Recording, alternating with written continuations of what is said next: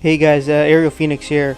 Today we're going to be doing a story review of the web novel Tyranny of Steel. I read this on the app Web Novel. I'm not the biggest fan of the app, but it is a source for me to read these web novels. So Tyranny of Steel essentially is a book on how to best put this. Essentially, it's one of those stereotypical transmigration ones where essentially the protagonist dies and the character they're going to inhabit both die, and his soul goes from one world to the other and inhabits the now essentially empty body. That's the best way for me to put it into words. It's kind of a weird concept. Anyway, so going through the start of this novel goes with a U.S. veteran in Afghanistan who dies and wakes up in a medieval setting in Germany. Around the 13th century time period, swords and crossbows and archers are the mainstay of battlefields. Knights are the crutch of any battle, and conscripting peasants to do will be your main bodies. So the main concept of these transmigration things, I feel like I need to clarify this, is essentially when someone with modern knowledge goes back in the past and then expeditely, like, huge increase into like a technological revolution that this person begins. And that's usually what makes these books, novels, stories very interesting, is how they go about this. Tyranny of Steel does a very solid job of Berengar going from a baron's son, not even necessarily the heir of the barony as of yet, and in his rise in power, going through how he fights for, I'm trying not to spoil anything here, how he fights to gain the heirship of the barony and so on and so forth. And the really intriguing thing going through this story is there's a lot of political intrigue, which was actually rather enjoyable to read. The English, this actually needs to mention, yes, the English was actually on point, solid, very legible, readable, and it didn't take away from the reading experience. There is one thing of note that I need to caution readers about. It is a little bit on the bloody side descriptively, and there is a kind of a harem-esque idea going through this. He will not settle on just a single female wife. Essentially, he will have multiple female companions. So that is something you will need to be comfortable with. However, I think it adds to the story to an extent, because I really like the way they did that, because the way Berengar, the protagonist, comes across with his female companions is he's actually very caring for them, but at the same time very ruthless to his enemies, and he actually lives up to the name of a tyrant. Really interesting to see this dynamic where he is very caring to his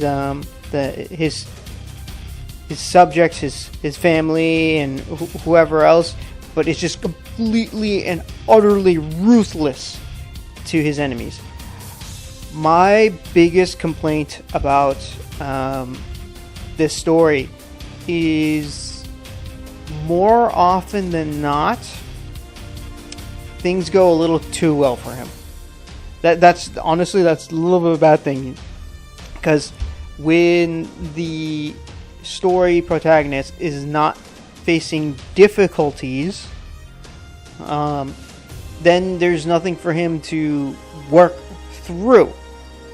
Granted, in his particular case, he does spend more time preparing so he doesn't have these issues in the first place.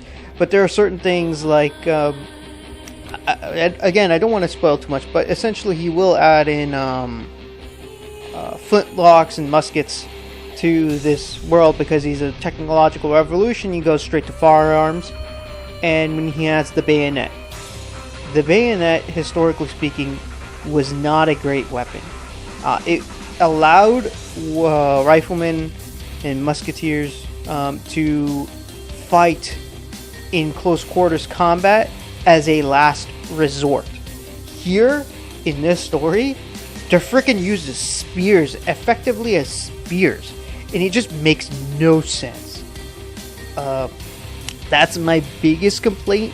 It's just things go too well for his side of the forces.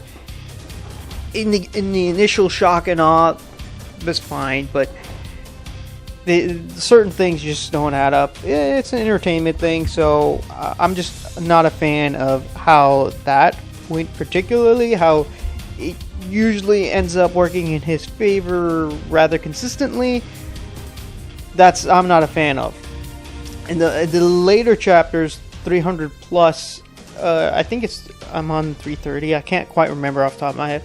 They have started to finally implement things where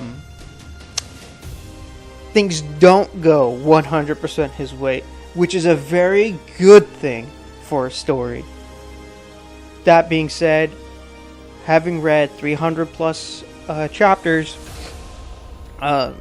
it's being very well supported. The author has been updating chapters. I think he wrote those 300 plus chapters in approximately 3-4 months. I read through all of that in like 2-3 days. Awesome work here. Really enjoyable read.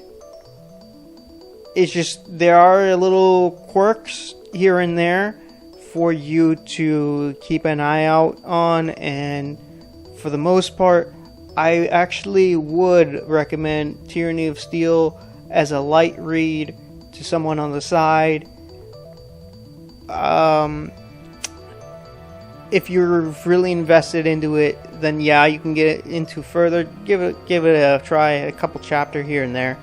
Besides that, it's a little bit more on the longer side. So if you don't enjoy these long stories, and it's also incomplete as of this recording.